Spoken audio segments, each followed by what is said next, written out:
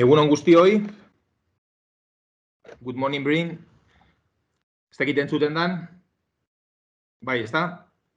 Bueno, lehenik eta behin, egunon berriz ere eta eskertu gaurko jardunaldi honetara, aurkeztu etorri zaten guztioi, mugitu eta ikasi izenburupean prestatu dugun saio honetara. COVID-a dela medio, online prestatu dugu, eta, pentsatzen dut ala ere, parte hartuko duzuen guztientzako izango dela aberazgarri gaurko jardunaldi hau. Dakizuen bezala, mugitu eta ikasi jardunaldi hau mugiment egitasmoaren barnean antolatutako saioa da, eta lehenik eta behin gustatuko litzaidake eskertzea jardunaldi hau posible egin dezuen guztioi, ezta? Hezkuntza saileko berritzegune nagusia, Deporte para la Educación y la Salud elkartea, Gasteizko Presentación de Maria ikastetxea eta Tactifate enpresa izan dira gurekin batera, Eusko Jaurlaritzarekin batera hau bideratzen lagundu dutenak, eta beraz, zuei eskerrak eman. Eta nola ez, parte guztioi, hor irudietan ikusten duzue gero arituko dien islariak, eta baita ere saioaren programa, aldez aurretik bidali genizuen, beraz, ez dut azalduko nola izango dan. Bakarrikan bai, gogorarazi hiru islarien ondoren solasaldirako tartea izango degula, eta zuen zalantzak galdetu ditzakezuela bertan, behin amaitzen degunean, eta gogorarazi ere bai, saioa bideoz grabatzen ari gehala, eta mugimen webgunean argitaratuko dugula. Nik hitza Mikeli eman aurretikan gustatuko litzaidake refleksio bat egitea. Dakizuen moduan, gizarte aktiboa sortzea da mugimenten egitasmoa, eta nik uste COVID-19aren ondorioz hori oraindik eta garrantzitsuago bihurtzen ari dela. Azken finean, garbi ikusten da, jarduera fisiko ezak sortzen dituen, eragiten dituen patologiak diala COVID-aren ondorioz afekzio gehientsuen dauzkaten patologiak, eta beraz, ezinbestekoa da, gizaki bezala, bai, edade zaharretan esango nuke, edo edade pixka daukagunetan, eta batez ere gazteetan ere bai jarduera fisikoa egitea. Beraz, gaurko jardunaldia nik uste oso aproposa dela mugitu eta ikasi saio hau daukagun kontestu honetan, eta nik uste behintzat hiru ponenteak oso onak diala, batzuk ezagutzen ditugu, eta denentzako saio erakargarri bat izaten dugun, eta besterik gabe, eskertu zuen presentzia, eta Mikeli emango diotitza, Mikel, aurkezteko zeintzu dien gaur gurekin izango dian islariak. Eskerrik asko. Eskerrik asko, Joni, aurkezpen honengatik, eta jarraian bagoaz, ne baldin baduzue, kaukagun programarekin. Lehendabizi, neu saiatuko naiz hitz egiten Eskola Aktiboen inguruan zeintzu dian dauden aukerak, Eskola Aktiboak sortzeko. Jarraian izango dugu Rafa González de Txabarri, gehienok ere ezagutuko dizute, gure ingurukoa da, hori jokoa, Educa con Deporte y Salud elkarteko Euskadiko ordezkaria da bera, eta jarraian izango dugu Bryn Llevellyn, bera da Tactifate konpainiako edo enpresako sortzailea, eta hiru hitzaldi hauen ondoren, izango dugu tartetxo bat galera erantzunak egiteko. Baina jarraian egingo ditu hirurak. Hasi baino lehen, nahi genuke ikusi bideo bat, 12 minutuko bideo bat, eta bertan pixkat ezagutuko dugu, gaur ulertzen dugu gaurko saioan berriena izango dela, Physically Active Learning metodologia horren inguruko nondik norakuak. Azalduko da Bryn eta Andy Daly Smith, biek batera egin zuten TikTok bat, segurazki batzuk igual ezagutuko zute, baina hasiko gara horrekin.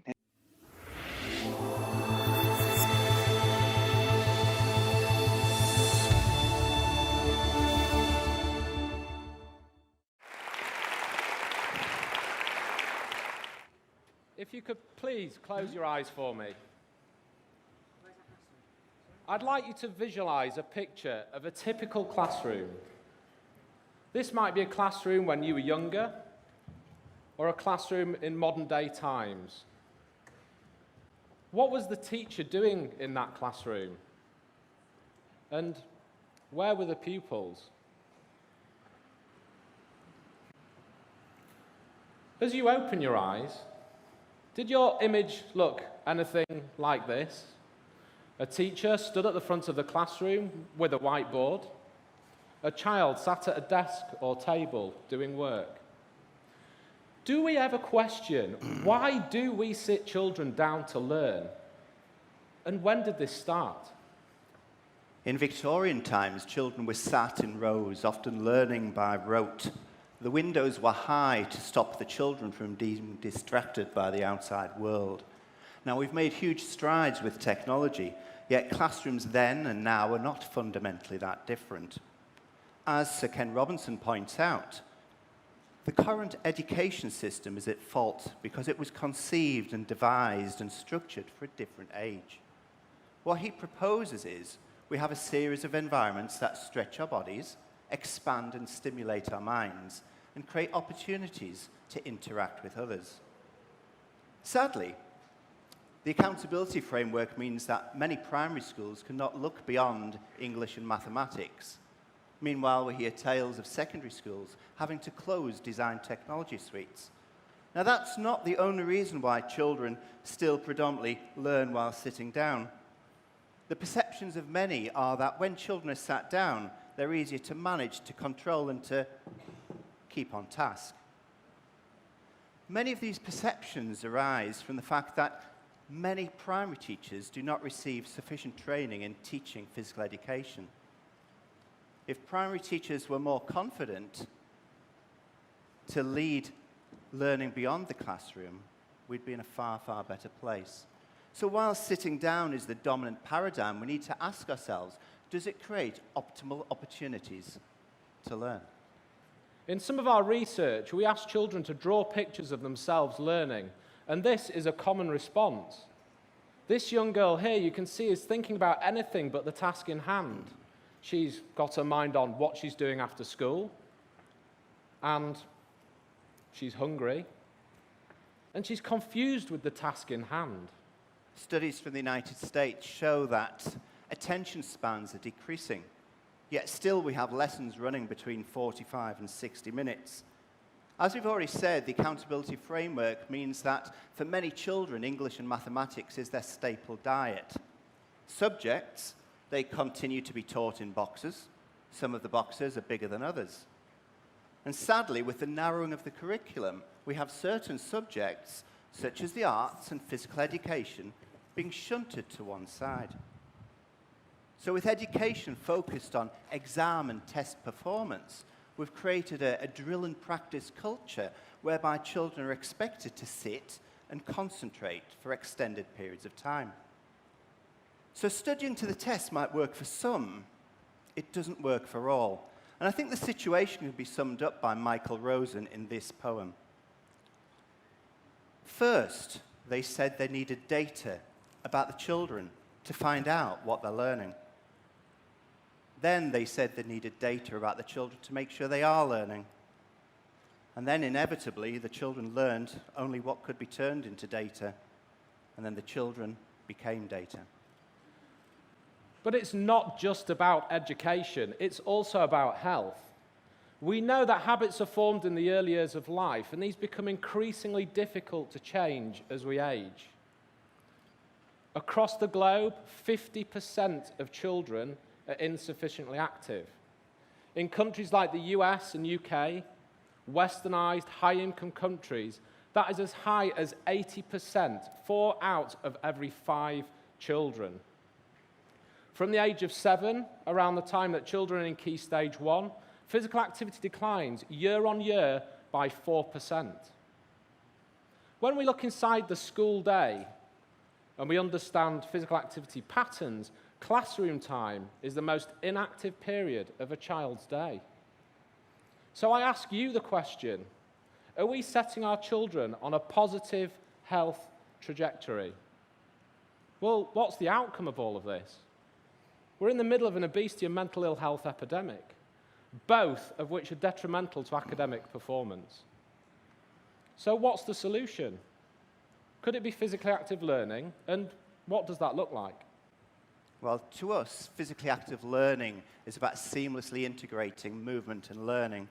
And physically active learning can be blended into different learning environments, whether or not it's doing active number relays out on the playground, or maybe developing times table understanding through video and dance in the classroom, or maybe zooming across the hall on scooter boards, gathering up numbers or letters with which to work and play. Or maybe just like slowing things down a little bit and wandering through the woods and exploring. But do these approaches not look and sound familiar? Do they not sound rather like the early years foundation stage? Young children are naturally creative, naturally curious. But why stop there? Why not extend play-based learning beyond EYFS and into Key Stage 1 and Key Stage 2? By all means, So, Bryn, can you tell them an example when you've worked in a school, and what did that look like? An example from Durham, okay. Watching these children get so absorbed into the physical challenge and then transpose that energy into the thinking challenge. I asked the boys, what do you notice? A great question to ask. And Lewis said, there's a pattern, sir. It's like a multiple of 8 plus 1, and then the next multiple of 8 plus 2, and so on. And I was kind of blown away by this because I've taught this lesson a few times, and there's never been a chance when a child or a teacher, for that matter, has seen this pattern. So I got a little bit giddy about it and went to the teacher and explained what I'd observed, and to which he replied, Lewis, really? No, he hates maths. So with this observation and similar observations in mind, we set ourselves asking some questions. Does physically active learning work as well as play? Does it impact on cognition, or was it just a case of lots of smiles and a bit of sweat? Well, the short answer is yes. We know from the international research that those children who are more physically active and have a higher level of physical fitness do better academically, specifically in maths and reading and overall academic scores. But we can't treat physically active learning as one thing. There's great variability. So, for example, we can't expect the same outcomes from a low-level movement around the classroom where children are walking around desks and expect the same outcome as when we're doing moderate to vigorous spelling relays in the playground. But what we can be really confident in telling you is physically active learning does not have a detrimental impact on academic performance. In some of our own work, we compared a 45-minute physical active learning lesson to a control session where children learn in a traditional way in a classroom. And what we found was that the children in the physically active learning condition gained 10 minutes of moderate to vigorous physical activity, 9 minutes more than those in the classroom setting. So when schools are tasked with 30 minutes a day of physical activity, you can tick 1/3 of that off in a 45-minute session. When we looked at academic performance scores assessed through maths fluency, we found that those in the physical active learning condition got scores 7% higher than those in the classroom setting. But what was really fascinating, when we looked at the most active children, those children who got 12 minutes of health-enhancing physical activity or more, those scores were 16% higher than those in the classroom setting. So teachers should not fear implementing physically active learning. But one session's fine. We need to know over an extended period of time. Well, studies from the US and the Netherlands show that physically active learning can lead to improved cognition, time on task, and academic performance. Specifically, the study in the Netherlands found that after 2 years of physically active learning, students had 4 months additional learning gains above the control condition, specifically in maths and spelling. So how do we make it happen? How do we make move and learning become acceptable? How do we make it become the norm? How do we make our big dream actually happen? Well, the great news is the movement has already happened. We've got pioneering teachers and schools around the globe, and I expect many are sat in the audience today. But to dream big, we need to move beyond a few. We shouldn't be limiting to schools or by age, but we do know that a paradigm shift is required. We need to empower teachers so they feel confident and competent at delivering physically active learning approaches away from the classroom and across different learning environments. And this has to start with initial teacher training. We need to support schools to develop and implement programs. And we shouldn't be limiting these programs to just primary and elementary schools. we should be looking to secondary and high schools as well, and beyond. As researchers, it's our responsibility to help schools understand the outcomes of these programs and also how to influence the design of future programs to help improve pupil outcomes. We also need to influence the policymakers, the decision makers, the ministers, to widen the curriculum. We need them to allow teachers and school leaders to look at physically active learning approaches, or better still, support and encourage them to take physically active learning approaches across the whole curriculum. And you never know. One day we may solve the irony that you have been sitting for 12 minutes listening to our presentation. Thank you. Well done, buddy.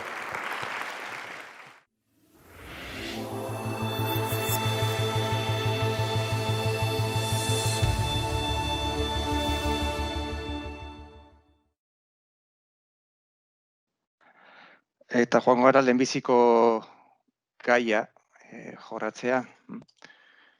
Esan bezala uzan programa, eta ni neu hasiko naiz gai honekin, Eskola Aktiboak sortzeko aukerak. Lehenik eta behin, saiatuko naiz kokatzen gaia mugimen egitasmoaren barnean. Oso azkar joango naiz, 20 minutu baino ez dakat, eta orduan azkar joango naiz, baino aitzat hartu dokumentu honetan esteka pilo bat daudela, eta klikatzen bai zute bertan, askoz informazio gehiago aurkituko dezutela. Jonek hasieran esan duen bezala, bai bideoa, gaurko saioaren bideoa eta baita ere erabiliko ditugun aurkezpenak, datorren astelehenean mugimen webgunearen argitatuko ditugu. Mugimen egitasmoa horrela definitzen da, gizarte aktiboa sortzeko egitasmo bezala, baina hemen bideoan ikusi zuten izlariak azaltzen zigun bezala, Andy Dale Smithek azaltzen zigun bezala, grafiko honetan ikus dezakegu zein dan gure burmuinak dakan gaitasuna ikasteko, eta zeintzu dian, zein dan egin behar dugun ahalegina, gure ohiturak aldatzeko zahartzen ari garen heinean. Askotan esaten da, jarduera fisikoaren sustapena jarrera aldaketan datzala, baina nire ustez, importanteagoa dela, grafiko honek erakusten digun bezala, txikitatik ohitura onak sortzia. Eta horrela ez dugu inongo aldaketarik egin behar helduak garenian. Orduan, egia da, mugimendu egitasmoan azkenengo urteetan aurrerapen handia egiten ari garela gehien bat kirol eta osasun sistemen arteko elkarlanian, baina gure ustez derrigorrezkoa izan beharko zen hezkuntzaren arloan ere lanian hastea, eta hori da nolabait gaurko saioaren zergatia, ez. Dokumentu honetan azaldu dut bigarren urrats txostenaren dokumentuan azaldu dut nire ustez nola izan beharko zen jarduera fisikoaren sustapena jaurlaritzatik bultzatuta, eta hortan azpimarratzen dut aipatu dudan ideia bera, ez. Hezkuntzaren parte hartzean nik uste derrigorrezkoa dela, beharrezkoa degula. Aipatu behar da, baita ere, lanian hasia gehala, gutxienez lehenbiziko pausoa izango dela errealitatea ezagutzea, eta hortarako Global Metrics izeneko ekimenean parte hartuko degula, eta gero bestalde, eskoletan ere neurketa batzuk egingo dira, 1000 ikasle baino gehiago neurtuak izango dira, jakiteko zenbat mugitzen dian, azelerometroak erabilita, ikerketa bat martxan hasia dela ja, eta gutxienez, hortik hasiko gea eta lagunduko digu nolakoa den gure realitatea nolako den ezagutzen. Eta, hemen aipatzen den bezala, ikusita eskoletan dagoen denbora gehiena jarrera sedentarioekin lotuta dagoela, hemen aipatzen zigun, ikerketa hauetan denboraren 70% ez, daudela geldirik eskoletan, eskola arloak garrantzitsua da, ez? Hainbeste denbora pasatzen dute bertan eta hainbeste denbora geldirik pasatzen dute, ulertzen dugu dela toki aproposa aldaketak egiten hasteko. Bestalde hemen pantailaren alde honetan ikuste zute, gomendatzen zuet, esan bezala, irudi guztietan klikatzen bazute joango zarete jatorrizko informaziora. Eta hemen dago artikulu bat oso ona esaten diguna, itxuraz, oraingo belaunaldia dela historian sasoi fisiko gutxien izan duna. Eta realitate horrekin, ez dugu ezer egingo. Nik uste, zerbait egin behar dugula, eta eskoletan ere zerbait egin behar dugula. Eta nola lortu eskola aktiboak, nik uste bi aukera nagusi daudela, alde batetik jarduera fisikoa areagotu eta sedentarismoa gutxitu. Eta bai eskolan bertan edo etorkizunerako ohitura onak sortuta. Eta joango naiz azkar dauden aukera ezberdinak azaltzen, nire ustez gutxienez garrantzitsuenak. Argitu nahi dizuet, erreferentzi gehienak hartuta daudela bai gure Twitter kontutik, hortarako erabiltzen dugu traola hau, eredu honak hezkuntza traola, edo beste bi liburu hauetan. Hortik ateatak daudela erreferentzi gehienak. Lehenbiziko aukera litzateke, eta hau da nik uste gehien entzuten dena, eta behin berriz eskatzen dena, gorputz heziketaren ordu gehiago, ez? Hori da, pentsatzen dugunean eskola aktiboak, burura etortzen zaigu lehenbiziko aukera hori izaten da, ez?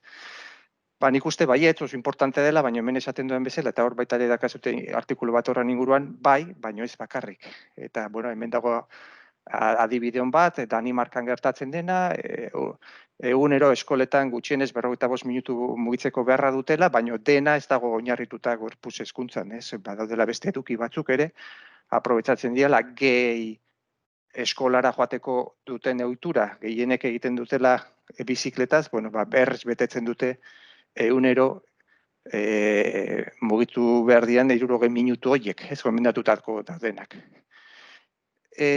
Gure oso urrun joan gabe, badia toki batzuk, erkidego batzuetan, esateako Valentzian edo Madrilen, gehitzen ari dira, ez?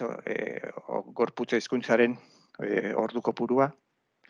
Eta, ikusi nahi baldin baduzue, aldaeraketa batzuk, nun gauden eta nun dauden besteak, lehen urratsostenean, horri hauetan, hor badezute taula batzuk, ikusteko beste herrialde batzuen egoera norakoa dan.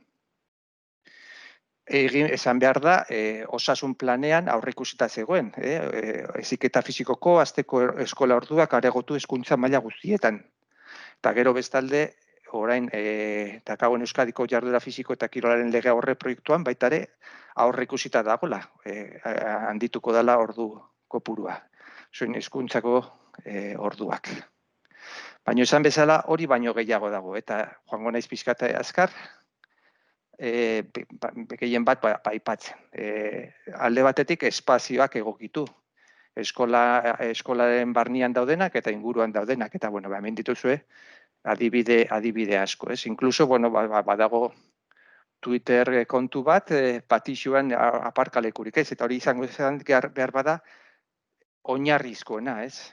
Jolastokia, kotxerik izartzea, eta zoritxarrez, oandikan gure eskoletan gertatzen da.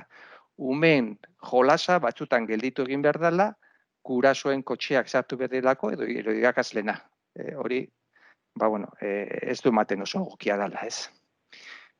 Hainbat bideo ere jarri dizkizuet, hemen dezute Madrilgo gida hau, aipatu behar da, osasun saileko diru laguntzetan aurreikusita dagoela jolastokien moldaketa baita ere, hortarako diru laguntzak ere badiala.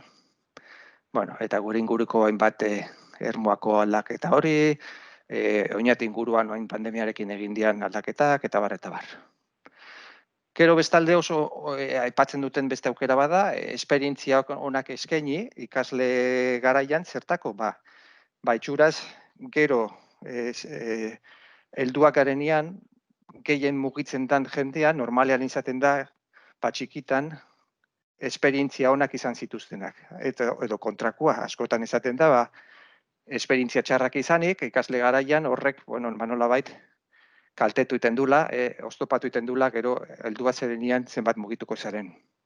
Horrekin lotuta dago, kontzeptua, Quality Physical Education, horrezute bideo bat, betare horren inguruan gehiago jakiteko. Irakasleen prestakuntza baitare, oso importantea da, honen inguruan, aukerak baldin baituten, ezagutza baldin baute, normalian erresago proposatuko dituzte eduki aktiboak. Eta hortarako, erreferentzi bat jarri dizuet, erne ibiliko gara, ze badago Europa mailan programa bat sortzen ari dela, eta horren gainen gaude, ia etorkizunean Euskadiko irakasleek ere parte hartu dezaketen bertan.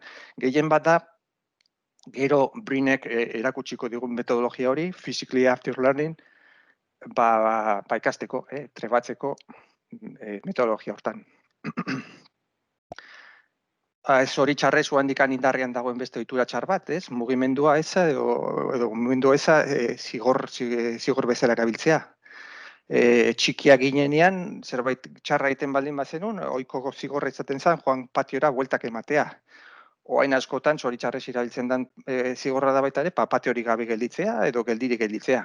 Inoiz ez diogula esango ume bati, gaur bazkaldu gabe gehatuko zara, ulertzen dugu elikadura gauza importantea dela, baina mugimendua itxuraz ez omen daka garrantzi bera.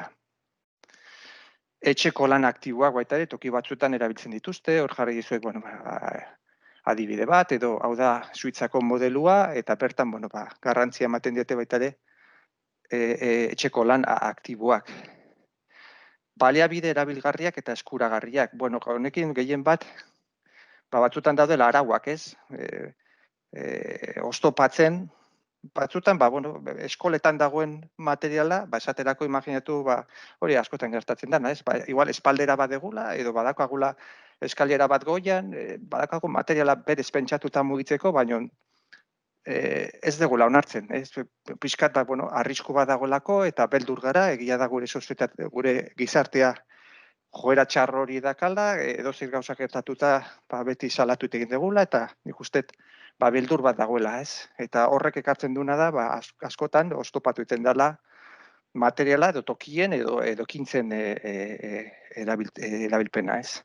Hemen dezute, adibide bat igual kontrakoa, ez? Trampolin bat sartzea geletan. Esaten genuen, gorputz heziketa gehiago, baina baita ere, gorputz heziketa aktiboagoa, nik uste importantea izango zala, ez? Hortan dago, konzeptu hori ez, konpromiso fisiologikoa, denbora gehiago mugitzen eta intensidade altuagoan baita ere. Ekarketa honetan ikuste zute, esaten ziguten, lehen hezkuntzan, gorputz heziketako klasetan, 117 bakarrik aktiboak zirela, eta bigarren hezkuntzan, 27, eta 57. Eta gure inguruko lan honetan, Bilboko eskola batean, saio bat, 80 minutukoa, eta gehien mugitzen zen ikaslea, 11 minutu, eta gutxien 4 minutu, ordu eta erdiko saio batean. Hau da ezagutuko dizu egida hau, unitate didaktiko batzuk saioak aktiboagoak izateko, eta hemen bideo bat dezute, nire ustez adibide ona erakusteko saio bat, aktiboa dana, triatloi bat egiten, gela batean, eta ume guztiak etengabe mugitzen. Eskola kirola, momentu honetan saltza asko dugu, gai honen inguruan. Eta, lehen aipatu dudan txosten hortan, proposamen bat egiten nuna, nik uste, igual hausnarketa bat egin behar dugula, eta garrantzi gehiago emateko jarduera fisikoari, eskola kiroleko programetan baita ere. Eta, hor, proposamen batzuk aipatzen ditu, esateako, dantza ekintzak sartu, interesgarra izan daitekena batzuentzako, hainbat aukera daude ez. Eskola orduz kanpoko patioen erabilera, hori baita ere aurreikusita dago kirol legearen aurreproiektua. Eta, hemen adibide bat Madrilgoa, okerrez banaiz Frantzian badago programaneko zabala, honen inguruan. Joan etorri aktiboak, oso gauza garrantzitsua, benetan gehitzeko mugimendu gehiago gure ikasleen artean. Eta zoritxarrez, nik uste, guendikan ez degula guztiz garatuta. Hemen ezkerrian ikusten dezute Castilla-La Manchako adibide batzuk, momentu honetan garatzen ari dan ipaka proiektu hori, ez nahiko, ezagutuko izute, segurazki, pedaleando y andando al colegio y pedaleando y andando a casa. Holan, ditzeute, eta garatzen da ari dana. Oarzo aldean, nik uste eta nahiko aintzat hartzen dutela gutxienez eskola kiroleko ekintzetan eta bar. Eta, gure inguriko beste adibide batzuk, Abanto Zierbanan, hau da Madrilgo Kizango ekintza hori, hau da, kotxez joan zaitezke eskolara, baina toki zehatz batean ja hor mugatuta dago, hortik aurrera atera behar da kotxetik, eta oinez joan behar dira eskolara, orduan, musu bat eman, eta joan eskolara, ez.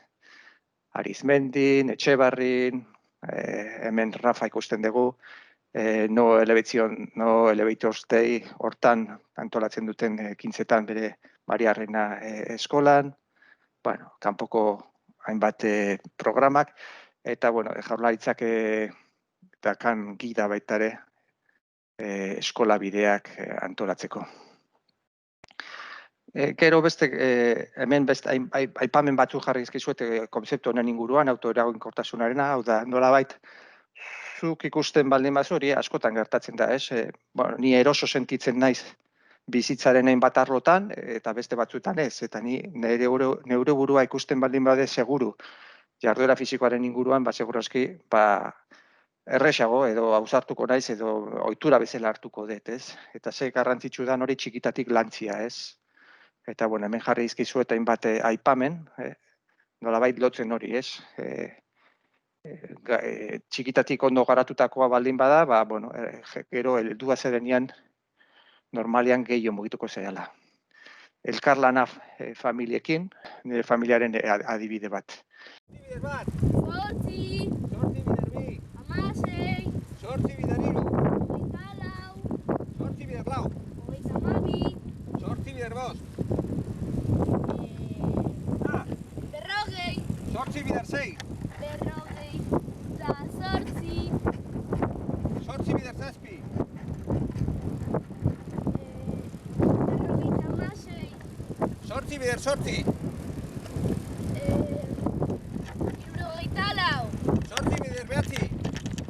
Jolas librea sustatu, Zelanda berriko hartu zuten neurri hori, ez? Kontuatzen zian, kirol gutxigo, antolatutako kirol gutxigo eta jolas libre gehiago.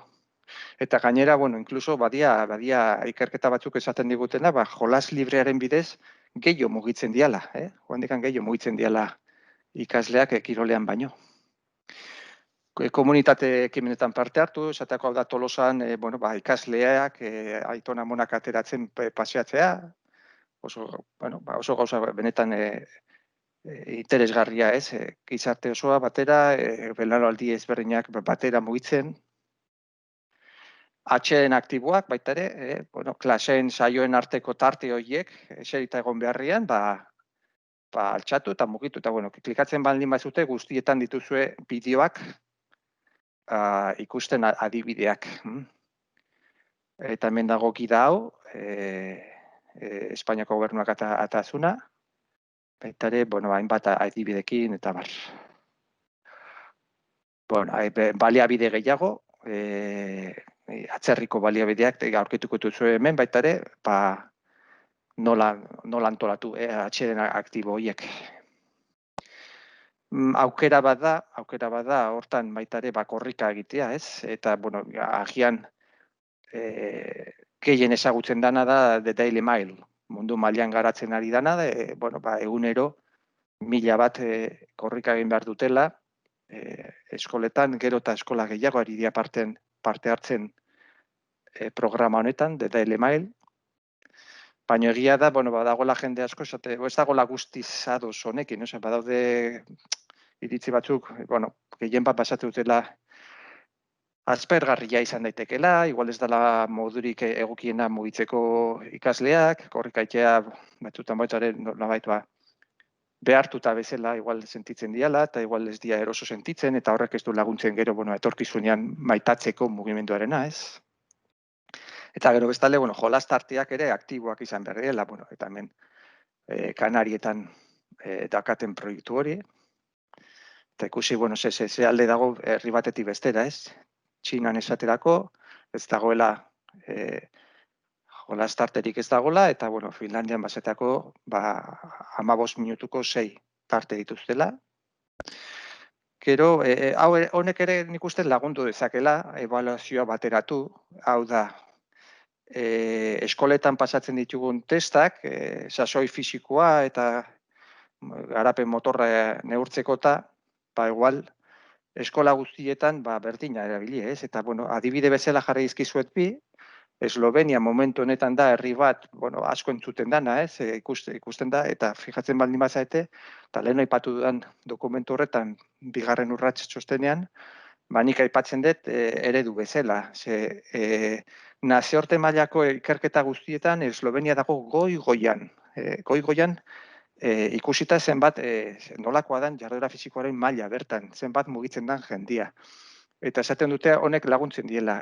Eskola guztietan proba berdinak pasatzen dituzte, momentu berian, eta okerrez banaiz, 87 ja sistema horrekin, orduan pilatuta dituzte, bueno, belaunaldi ezberdinetako emaitza pilo bat, ez? Eta horrengoa izango zen, Galizian erabiltzen dana DAFIS izenekoa. Eta, bueno, hauek gainera beste pauso bat eman dute. Emaitzak osasun sisteman baitare badaude, orduan umia pediatraren gana joaten danean, pediatrak ere ikus dezake eskolan pasatutako test horien emaitzak, ikusteko nolakoa den bere sasoi fisikoa. Hau, bueno, naiz geratuko, Brynek erakutsiko digu, eta baina hemen dituzue adibide asko, klikatzen bai badezute bideoak ikusiko dituzu hemen, irudi hauetan, physically active learning metodologia horrenak. What the kids are doing now should be very integrated with what's happening in the classroom before. See the boy in the white, he put 45, where it should be 20. So he's doing something wrong here, but he's running, picking up another ball with another number. So at one point now, there's going to be a kid coming here. You see 45 is still misplaced with 20.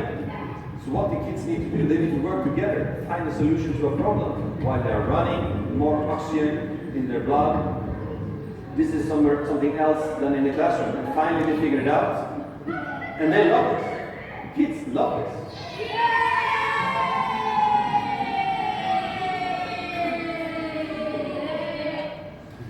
And often people tell me, what is the hard evidence that this works, that they get better academic performance, that they're great?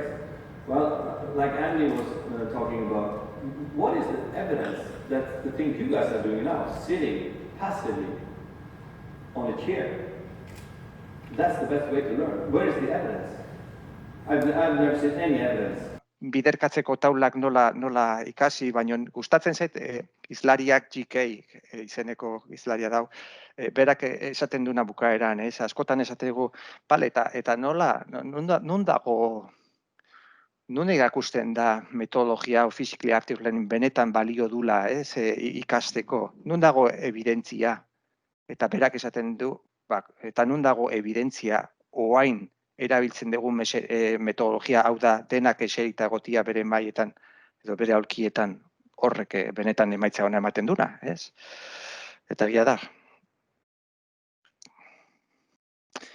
Eta hau izango da, Rafaren gaia, ikastetxea aitorpenak, berak erakutsiko digu adibide bat, Deporte para la Educación y la Salud elkartekoa, baina, hemen erakutsi nahi dizuet, aurreikusita dagoela Jaurlaritzaren obesitatea prebenitzeko estrategia hortan, zegoela aurreikusita hau, ikastetxe errekonozimendua ematia, esatera bateko osasuna sarduatuako ikastetxea aipamena.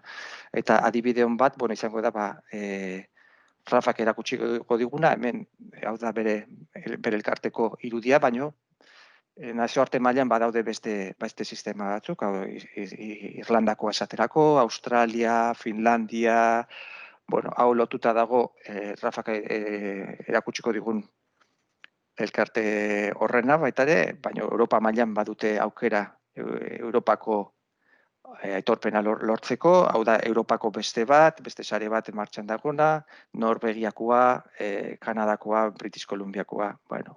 Hor, esan berdak, klikatzen baizute, irudi bakoitzean, basoazte informazio gehiago bila. Eta hau da, estatu batutakoa, Espainia mailan, badaude baita ere aukera batzuk, eta erkidegoetan daudenak. Eta, bueno, labur bilduta hau izango zen, epatu ditudan guztiak. Eta guain ja, jarraian joango gara, utziko dut nire pantalla, eta guain joango gara ja, Rafaren hitzaldia entzutea. Esan bezala bukaeran, hiru hitzaldien ondoren izango dugu tarte bat. Badakit batek altxatu du eskua, baino bukaeran komentatuko ditugu dauden galderak eta bar, vale? Orduan, Rafa, Deporte para la Educación y la Salud Euskadiko ordezkaria dena, eta aldi berian Maria Reina ikastetxeko irakasle dana, erakutsiko digu bere hitzaldia. Aurrera nahi zunean, Rafa? Rekasko. Bai, zuei. Egun onden hori. Lehenik eta behin, Jon eta Mikeli eskerrak ematea gure elkartearen egitasmo hau plazaratzeagatik horrelako foroan, ezta? Mila esker.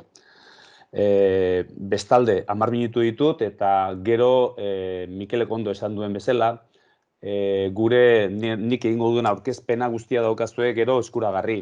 Nik egingo duen baintxe bertan da, bixi-bixi joango naiz, eta nire ustez diren gauza garrantzitsuenak, aipatuko dizkizuet. Ditut 10 minutu. 9. Konforme. Bueno, hazingo naiz.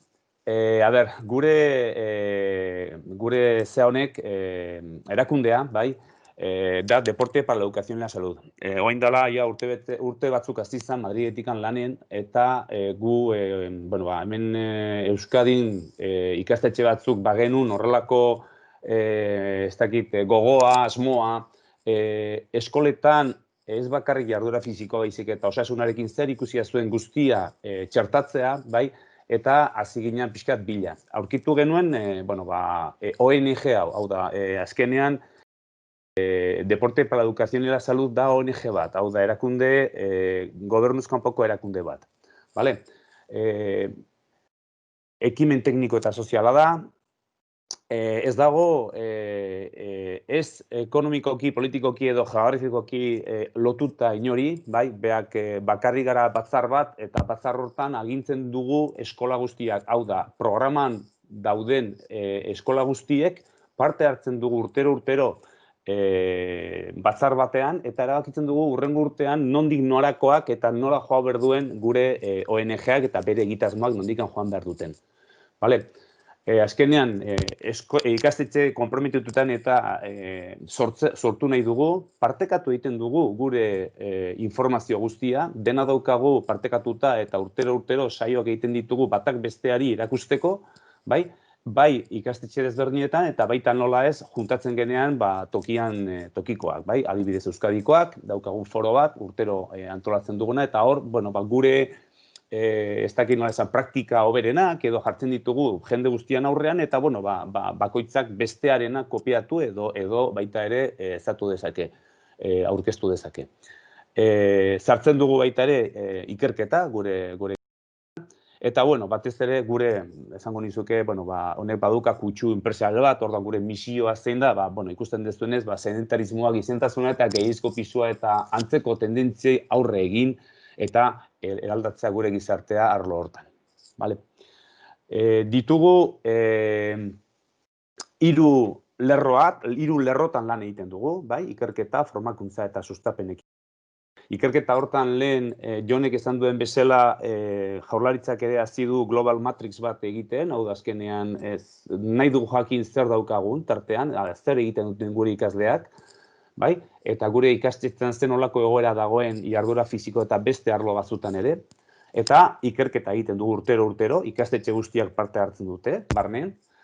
Sustapen ekimenak egiten ditugu, batez ere, publizidadea eta Europa mailan edo internazionalki nazionartean egiten diren egitasmo desberdinak gurean festak moduan ospatzeko, eta hortik, badazkagu ekin desberdin batzuk, European Sport School Day, daukagu Mode Week, daukagu baita eskalerarik gabeko egunak, eta bar egiten ditugu.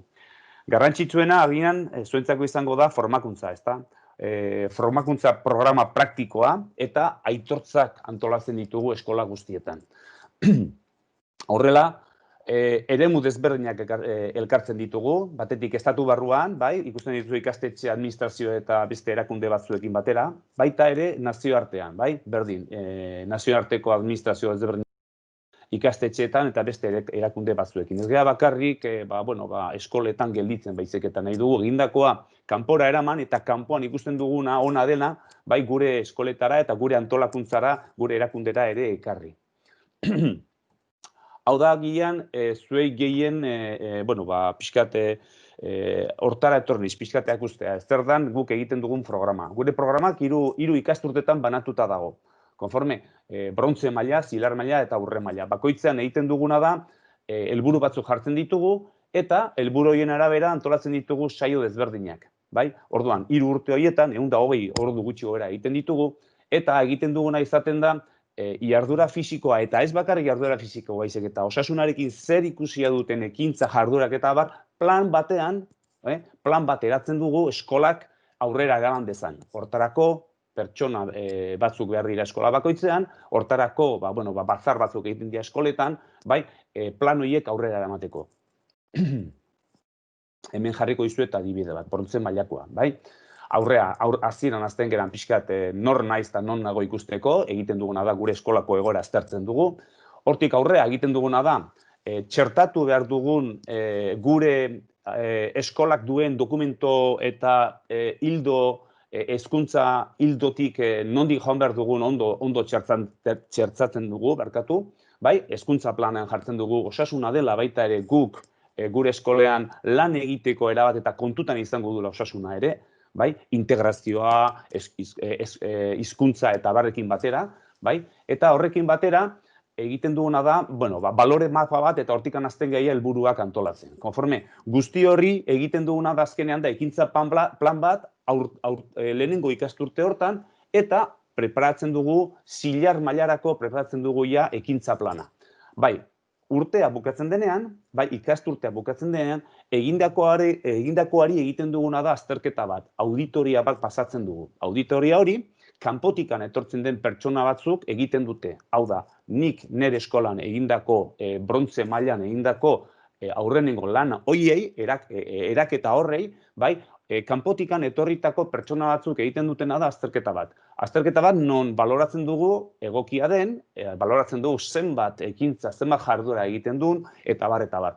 Iten pila badazkagu, eta horiek pertsonak kanpotikan datortzena, berriro diot, ze ez dia bakarrik kanpotikan etorritako abiz, eta beste ikastetxetikan etortzen zaizkigu gure eskolara ikustea eta aztertzea zen nolako plana egiten ari garen. Gure eskolatikan ateratzen direnean informazio guztiarekin aztertu egiten da guk egindakoa, eta horren arabera gero egiten duena da gure eskolako plan hori brontze mailako helburuak lortu diren ala ez. Eta erabakitzen dute, urrengo mailara pasatzen garan ala ez. Berriro diot, 3 maila dira, brontzezkoa, zilarrezkoa eta urrezkoa.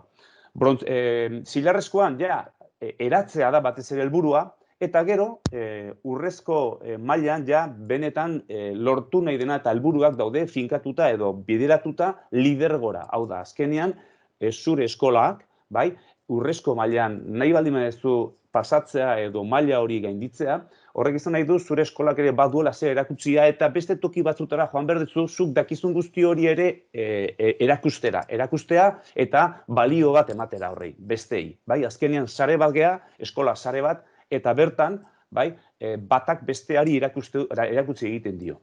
Konforme?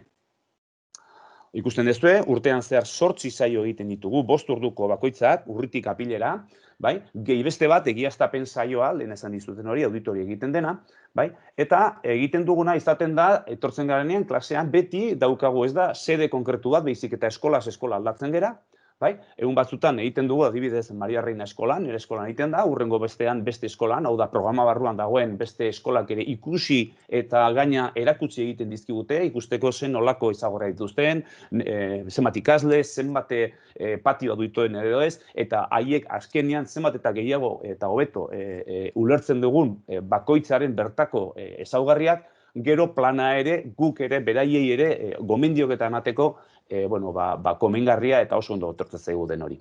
Ikusten duzue, saio bakoitzak egiten duena da, beti batetikan bestera etxeko lanak bialtzen dira, nola ez, bai? Eta eratu behar den plan horren urratsez urrats joaten gira saio guzti horietan. Aurrenengo zatian, saio bakoitzaren da, aztertzea, etxeko lan horietan egin den edo ez ikustea, denon artean partekatzen dugu, eta gero, urrengorako gai berriak eta jorratzen dira berriro, hori da irakasleak egiten duena. Hori da pixkat programaren egitura eta bar. Denonentzako baliegoarria izan daitekena. 4 arlotan lan egiten dugu. Hau da, jarduerak 4 arlo desberdinetan lan egiten ditugu osasun plan horretan. Ez dut beti hitz egiten, kontuatu zaretenez, jarduera fisikoaz. Esaten dut osasun plana. Hau da, guretzat, jarduera fisikoa da osasunaren zati bat, jarduera fisikoa sustatzea da zati bat, baina baditu baita ere osasunak bete 4 arlo lan egiteko. Eta guk holaxe banatu ditugu. Ados? Batetikan jarduera fisikoan nola ez, eta jarduera fisikoan enaiz hasikoain azpimarratzen edo aipatzen guztiak, Mikelek ondo zehaztu ditu ia guztiak, bai, batetikan nola ez sustatzea jarduera fisikoa eta beste aldetikan, bai, ekiditzea edo gutxitzea, bai, murriztea alden denbora geldirik dauden, gure umeak geldirik dauden denborak alden eta gutxien izatea. Hori izango lirateke 2 helburu nagusiak. Eta hor barruan sartzen ditugu jarduera pila bat. Elikadurarekin zer ikusi duen guztiak ere bai, esango genuke eskolako jangelak, esango genuke zein diran oraintxe bertan elikadurako hezkuntza nondik nora joan behar nuen. Jarduera guzti horiek, hau da, egin daitezkena, bai ardu hezkuntzatik, lehen hezkuntzatik, DBH-era, nahi baldin maizue, batxilergora ere bai, ze gure programan dauden eskolak maila guztiak hartzen dituzte, bai, orduan, elikadurari buruz egin daitezen jarduera guztiak hemen txertatzen ditugu, eta hemen jartzen ditugu, bai, eta berriro diot, partekatu egiten dugu beste guztiekin batera. Batetikan, zein den umeen kontsumoa, fruta kontsumoa, zer ekartzen duten bere hamaiketakorako, zer ekartzen duten, zer gosaltzen duten, azukrea zer den, zer ez den, non dagoen izkutatuta, gordeta azukrea. Guzti horiek dira azkenean guk gure ikaslei erakutsi nahi dieguna. Bai, hau da, beraiek eukidezaten baita ere, kultura, ez bakarrik gastronomikoa, hemen Euskal Herrian daukagun, nahiko aberatza dena, baizik eta batez ere elikadura osasungarri baten kultura izatea ere bai. Beste bi arloak, izango liate higienea eta osasuna, hor sartzen ditugu pixka posturatik nola dagoen, bakunak edo egiten dutela ez, eta sartzen ditugu baita ere, zorriaren izurreteak nola ekiditu, familiekin hitz egiten dugu, pentsatu behar duzu bakarrik ez dela, eskola baten ekimena, da azkenean komunitate osoaren ekimenak izan daitezke, txertatzen ditugu familiak eskolan, guk ere familiekin parte hartzen dugu asko, bai, eta guztiek kontutan hartzen ditugu. Bestea eta azkenengoa izanik, aisialdi osasungarria izango litzateke. Hemen sartzen ditugu, gure ikasleek zenolako ohiturak dauzkaten aisialdian. Zenbat erabiltzen duten pantailak, zenbat denbora pasatzen duten eserita, zenolako harremana dituzten drogakin eta bar, zenolako harremana dituzten beraien artean, sexuen artean eta bar, bai, guzti horiek sartzen ditugu hemen aisialdi osasungarriak. Ikusten duzue, guzti honek baduela oso eremu zabalak dira, bai? Eta denak onargarriak dira beti osasunatik. Hau da, guk erabili dezakegu edozein klase, edozein materia, matematikak ingelera berdintza izera hiltzen den, baina beti osasuneko gai bat hartzen dugunean, bai, balio handi ematen zaio klase horrei. Eta nola ez, osasuna hor, bai, osasunare lantzen dugu. Aurrean noa. Ekitaldi batzuk antolatzen ditugu eskoletan, bai, adibidez, iaz ez, pandemiarekin batzuk bertan bera gelitu ziren, baina, hain arte egin ditugunak, European School Sport Day, haude batez ere izaten dira, egun bereziak, ospatu egiten direnak, bai, foroa, Euskadiko foroa, todos atokin genuen lehen urten ere beste ekimen bat, beste bat da, eskalerareko eguna urtero egiten dena, eta, gauza oso polita izaten da, eta ekintzak eta oso politak egiten direnak eskoletan.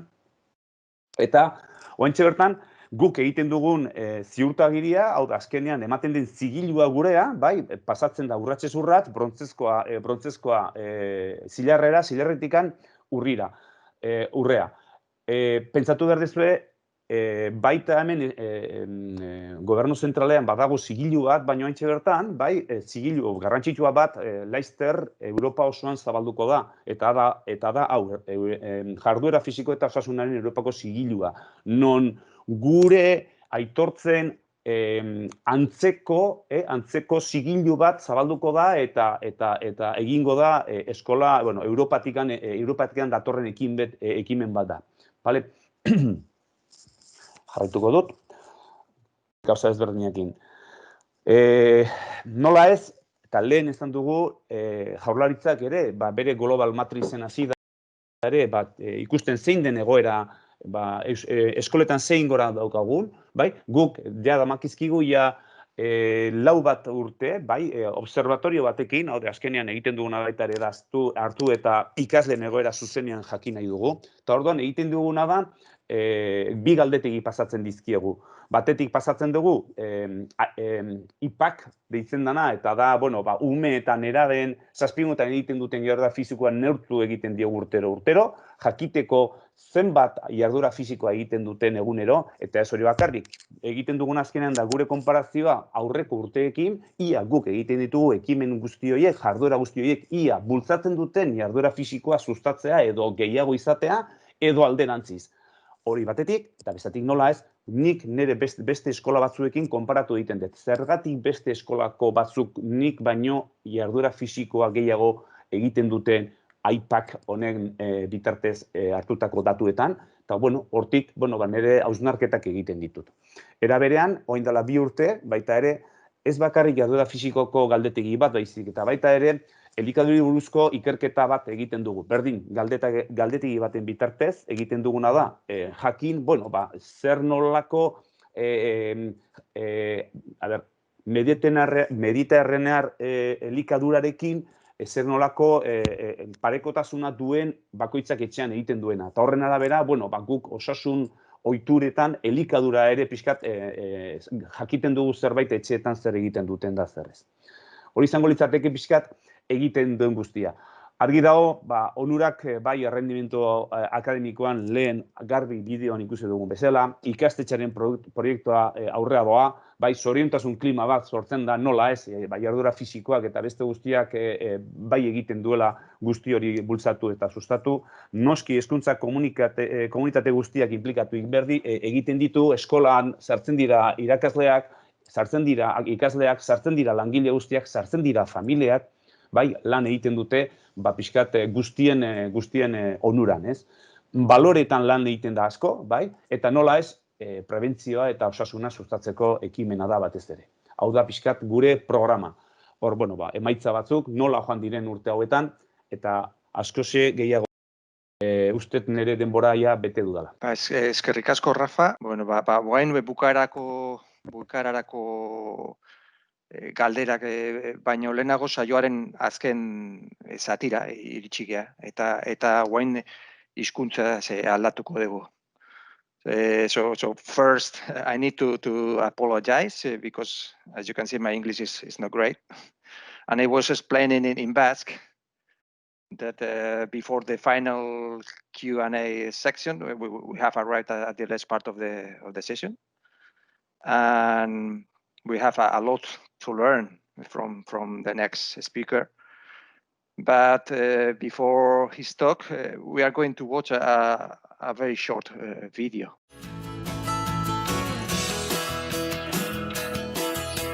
Well, it's long been suspected, but researchers at Leeds Beckett University say they have further evidence that pupils who combine learning with sport are much more active and do better in tests.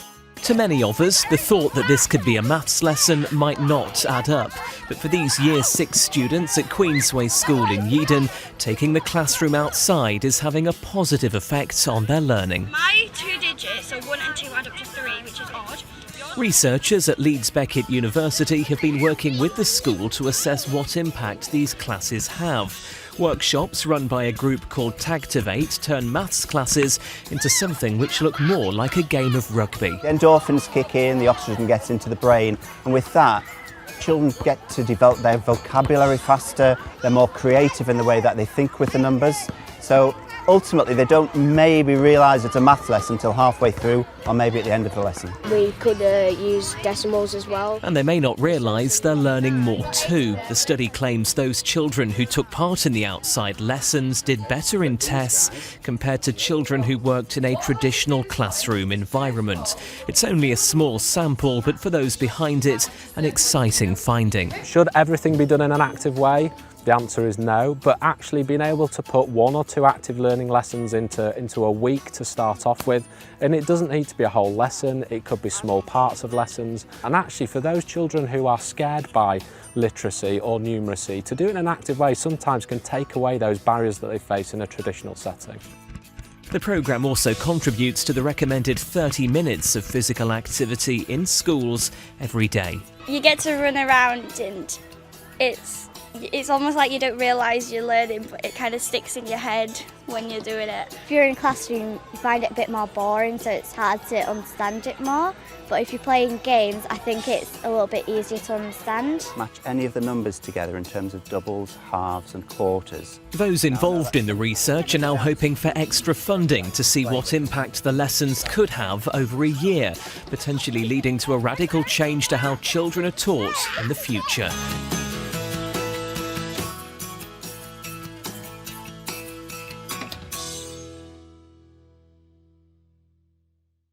Now we will hear from Bryn Llevellyn, who is coming from Leeds in England, and Bryn is the creator of Tagtivate. He used to be a teacher and a school leader, but and I'm going to quote him, he became a little bit disillusioned and extremely worried by the fact that in the UK the focus was on English and mathematics. The curriculum was narrowed down, so he decided to innovate, to be creative, and to teach those 2 subjects in a new way, much more actively. So, good morning, Bryn. Welcome to the virtual Basque Country. Yes. Thank you for coming with us. Thank you very much for the invitation. In real time, we would have been there together, but for COVID-19. I'm aware of the fact that we've been sitting down for quite a while, and that's kind of ironic that we're talking about physically active learning. So before I start, we're going to have a 1-minute break, but there's a 1-minute break to do a challenge. I noticed there's some people in a classroom there as well, by the way, so you might have an advantage over anybody who's at home. My challenge to you is to find A, B, C, D, E, F. I want you to find an alphabet of items in your house or your school to do with health. So, for example, could you find something beginning with the letter A? Could you find something beginning with the letter B, K, D, etc. and bring them back? But you've only got 1 minute to do this. Does that make sense to you, Mikel? Okay, so but we'll link it with some letters. Yeah, it has to be in alphabetical order. Okay. If he was trying to explain that aurkitu behar dugu gure inguruan alfabetikoki zerbait hasten dana A letrarekin, B letrarekin, C letrarekin, minutu bat dakagula hori egiteko eta asmoa da altxatzea utziko ordenagailua eta altxatu eta ibili pizkat. Bega, minutu bat. 1 minute. That's okay. Okay, starting now. Go. Now. Okay. Okay. It was challenging for me at least. Okay, but you're on your bike already, are you not, Mikel? Yes, I'm cycling. Okay. I have a stationary bike in front of my computer, so if you see my head going from one place to another, it's not because I'm crazy, it's just because I'm cycling. Okay. Well, I thought I'd go for A first, and I went for aqua, but then I realised ura is water in the Basque Country, so apologies for that one. My next one was banana. Okay. Banana. Did anybody get anything interesting over there? Ball in English is okay. B. I was thinking in English, in Spanish, and in Basque together. And we have a problem with the letter C in Basque because we don't use C in Basque. We only use K. So I had to think in Spanish, and I found this cebolla, onion. What about the other people? Can you show something that you found quickly?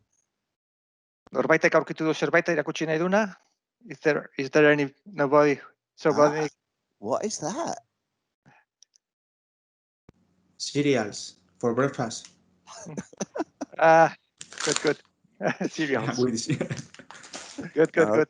Right, so we've managed to stretch our legs a little bit. So I'm going to dive into the presentation. I'm going to keep my fingers crossed that the technology works. So An apple and a banana. Is somebody saying, I haven't got a camera, but I got an apple and a banana. Say double L. Okay, are we good to go there, Mikel? Yeah, it's okay. Okay. So as Mikel's already said, I'm going to be talking about physically active learning. To me, physically active learning is about blending, it's about merging, it's about mixing movement with learning. And Mikel and I first met, we first connected on Twitter. So it was a tweet from in Yorkshire that Mikel sort of like saw, and then I gave him a challenge. And the challenge was to try to take this movement in Yorkshire to the Basque Country. So let's see what happens.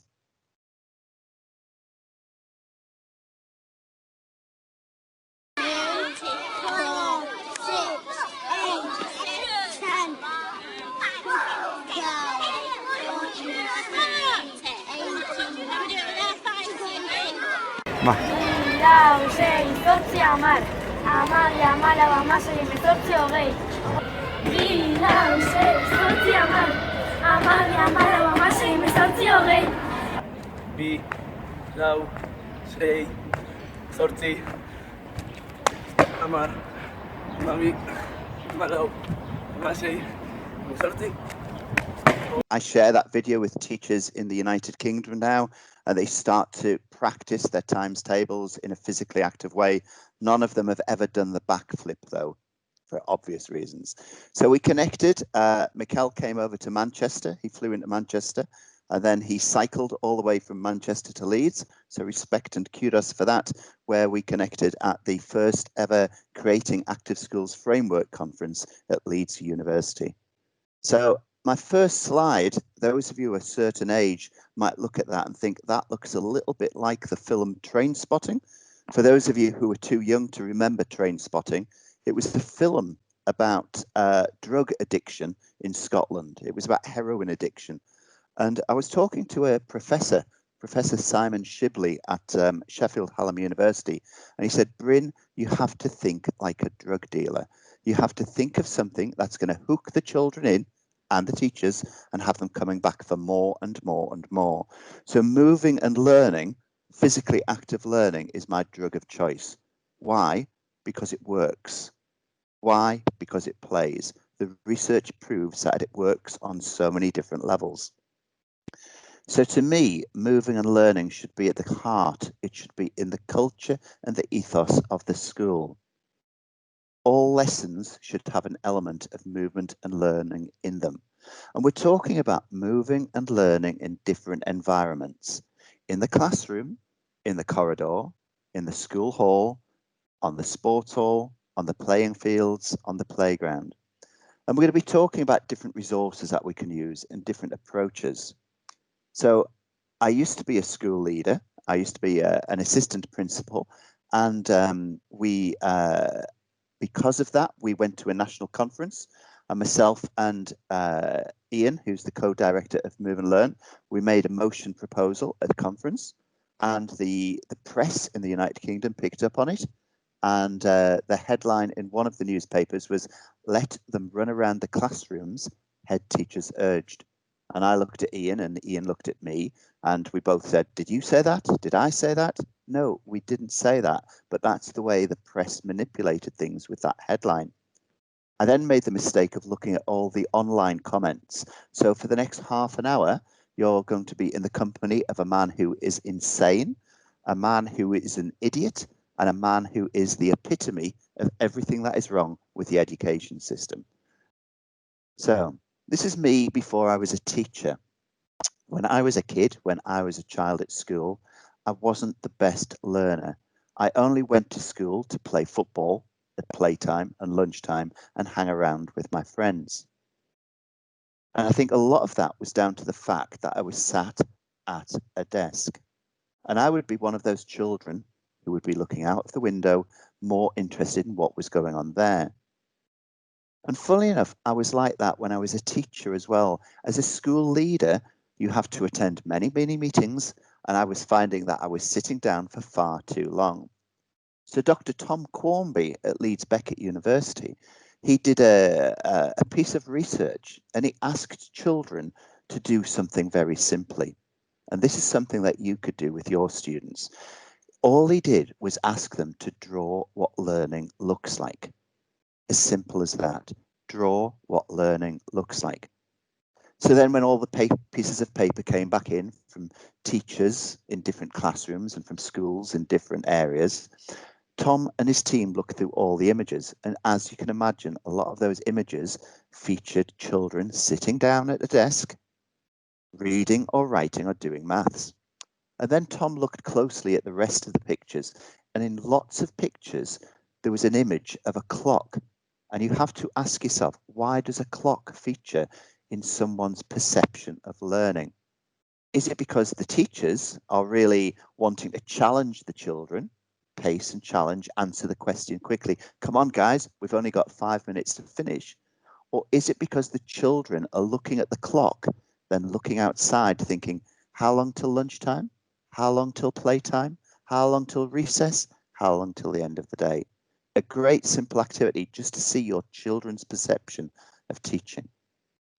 And I think a lot of the fact is that in the United Kingdom anyway, I'm not sure what it's like in the Basque Country, but we have a very narrow curriculum and it's driven by data and it's all about testing in English and mathematics. And quite often that small box, physical education or sport or the arts, gets pushed to one side. And I think studying to the test works for certain children, but it doesn't work for all children. And our bodies are designed to move. But if we're sitting and sitting and sitting all the time, we're going to have lots and lots of problems now and in the future. So the health issues here in the United Kingdom, we've got more children leaving school classified as obese or overweight. We've got younger generations becoming obese earlier and staying obese for longer. And the obesity rates, well, they're highest for the children from the most deprived areas. Before lockdown, I was working with a school in North London, and it was a very affluent area. It was a very rich area, and the children turned up for the sessions in their hoodies and their polo shirts with the badges, with the football club, the cricket club, the tennis club, the rugby club, and the children were all slim. It was then a 6-hour drive to a place up in Workington, and the children started arriving to do the physically active learning sessions, and we had to get the Velcro belts, the adult Velcro belts, and put them on the children who were age 8 and 9.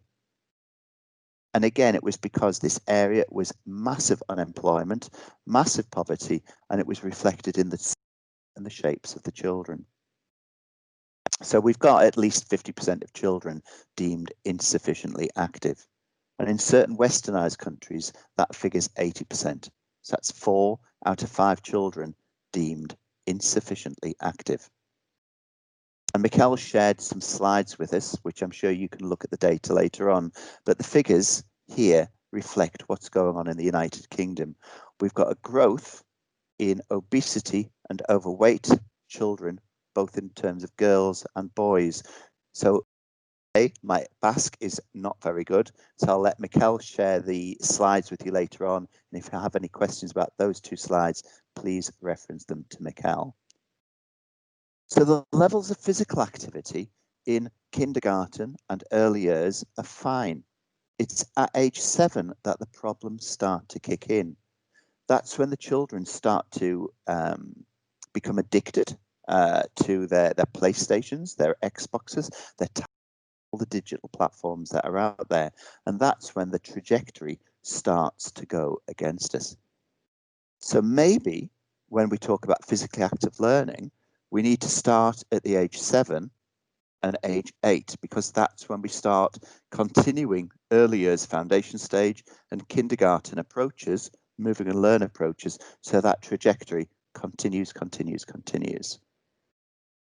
So we know that physical inactivity has been linked to heart disease and cancers and stroke and type 2 diabetes. We also know it's been linked to stress and depression and anxiety. So physical inactivity is linked to those things. What about the health benefits? What about the positive elements of physical activity?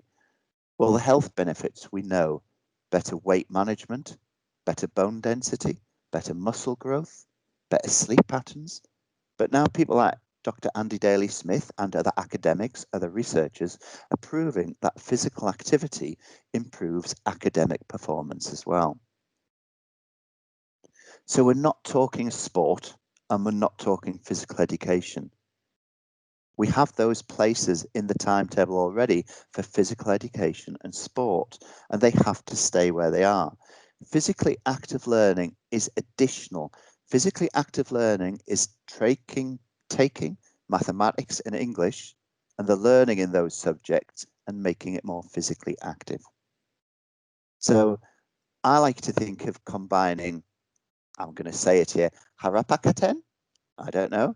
We call it TIG or tag, okay? Sometimes you might play a game called tag rugby, and it's how this game combines with Scrabble and mathematics. This is the way that Tagtivate works. So as I say, it works with early years foundation stage and kindergarten. We've got this gorgeous moment when I've scattered the number tags on the floor, 0 to 10, and I asked the children to pick up a tag and take it for a walk. Well, the red tags are all the even numbers and the yellow tags are all the odd numbers. And early years, kindergarten children, they take things literally. The children picked up a tag and took it for a walk like it was a dog. And they started walking around the playground and they started talking to each other about their numbers, about their dog. My dog is the same size as your dog. My dog's bigger than your dog. My dog's a different color to your dog. My dog's older than your dog. Our two dogs are twins, and it was a magical moment when you're watching these children help us develop new games and ideas. At the other end of the scale, we thought we would combine the letter version and the number version to make an active algebraic game. So the children run around, they fill their bucket, their tub with tags, and then they get given the challenge. Can you create an algebraic equation that the other children have to solve? Absolutely genius, because you're combining the movement with the mathematics. And it works with older children, not just older children, but older people. We've been trialing these physically active learning approaches with adults with early onset dementia, and it works and it plays with them just as well. So it works with mathematics. It works with English, whether or not it's spelling or grammar or dictionary work or using the words to be written back in classroom. It works as well as it plays. And it works with languages other than English. We trialed it over in Helsinki and realized it worked with Finnish children or Finnish speaking children and Spanish speaking children too. Wouldn't it be great if we tried it with Basque speaking children? Would it work? I reckon it would. It also works with other subjects. So the children can run around and collect the tags, grab the tags, and then create words to do with science or geography and history, and then talk about those words and what they mean. So those concepts in those subject areas can be taught physically as well. So the impact, first of all, we looked at children and we listened to their comments. With physically active learning, you don't get a chance to get bored. You don't zone out. Or Coralina at the end of the maths lesson, she said, Was that a maths lesson? Really? I thought it was a PE lesson. Or a boy in Keighley in Yorkshire, and he just said, that game was awesome. It takes a lot to get me to do maths. So I'm not sure what your children are like, but we have certain children here in the UK who are called reluctant learners. But by getting them involved in a physically active game, it got this boy on board. And it also got this boy on board. This is a boy called Ethan. Ethan is 10 years old in Leicester, and he was brought to my attention, and we played the game. And at the end of the 40-minute session, he came to me with sweat dripping off his head and a big smile on his face. And he said, I used to think I was rubbish at maths, but now I know I'm not. So we're talking about transforming attitudes of children and teachers. Because when we're co-delivering the sessions with the teachers, quite often the teacher will say, I never knew that. Because we've taken the learning out of the classroom, certain children, who might never put their hand up in class or never write the answer in the book, they can demonstrate that they know that concept by taking the learning outside. So the first round of research took place, and Dr. Andy Daly-Smith and his team worked out that, yes, there was more time in MVPA, moderate to vigorous physical activity, and less time sitting down. But it was the academic performance that was crucial. Yes, we know the children would run around and burn off energy and be physically active, but it was the academic performance. And we're not talking massive gains, we're talking small gains. But if those small gains, those minimal gains, are repeated over time, those minimal gains become substantial. And if ever we have to close the gaps between the more academic and the less academic, this is the way we can do it. Tactivate lessons work really well with the children who struggle with mathematics, who don't have those concepts. The other benefit that we realised was that the children who took part in the active session were then in a better frame of mind to take part in the next lesson. So their attitudes to learning were there and improved and better. So we've already seen the TEDx talk, and it was fascinating watching it with Basque subtitles. I'll have to look at that again sometime. And the global research is there. Mikel's already shared a number of slides there. I always reference this one. It was written in a journal for physiotherapists, I think it was. And a lot of the research tends to be quite like, it's not user-friendly, but we'll share this slide with you. And there's quite a nice article there that demonstrates all the latest research in user-friendly language. So we've got the data from the scientists and the researchers.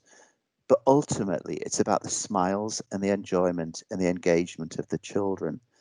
And not only that, we've realised that the children are there to help us to co-create the content.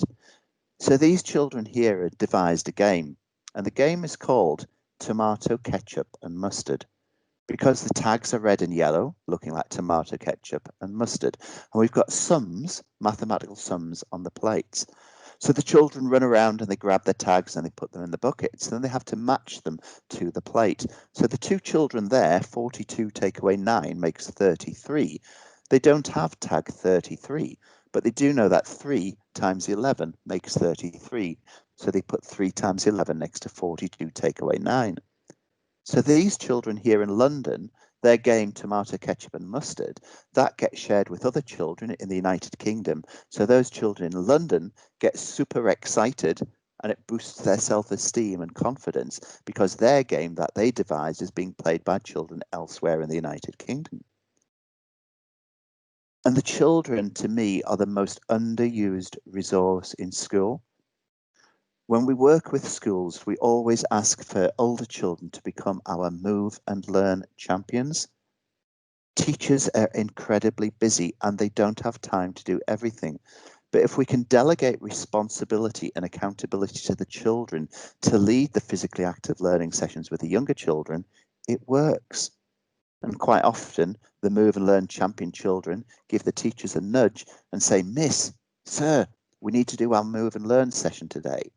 And again, watch how the children create new games. It's beautiful, it's wonderful, and it works.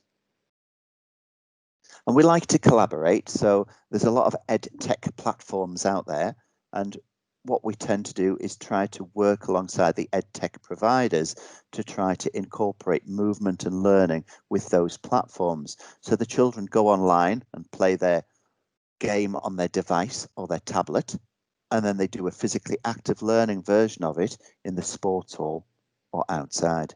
And it works beautifully by merging the digital with the tech and the analog with the digital. So supporting schools during COVID-19. Prior to lockdown, I was travelling left, right and centre, north, east and west, working and playing with different schools. Once lockdown kicked in, certain schools kept bubbles open for key worker children. And in amongst this, the Department for Education, the government, was giving lots and lots of information, some of it contradictory to the previous information.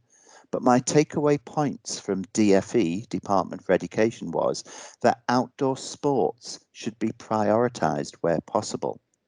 Outdoor sports. Now I say, let's forget about sports, or let's build on sports and say outdoor learning should be prioritised where possible. The other element that I took away from the DFE guidance was that we could make the lessons active. And I know some schools are having what's called a recovery curriculum with the children sitting in rows, facing forwards. But we can think of ways, creative ways, to make the lessons more active, rather than a return to the old age, to the Victorian age of sitting in rows, looking at the front. So we've got some simple ideas. So bear in mind, you don't have tags with letters and numbers, but you could do these games, you could use these approaches with playing cards with numbers on them, or Scrabble tiles. So I'm going to try and do the tech here. Let's see if this is... So 2 letters, the children run from station to station. They have to think of one word beginning with one letter and one word ending in the other letter. And it's so simple and it's so sweet and it works.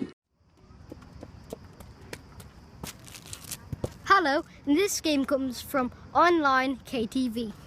All you need for this game is consonants and vowels and a few cones. Right. Blue. Orange.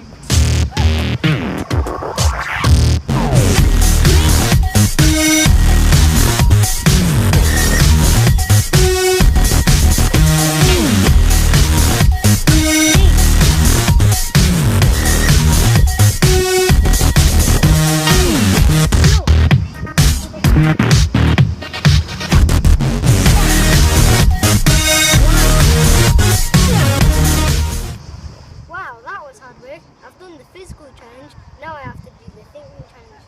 Magda, come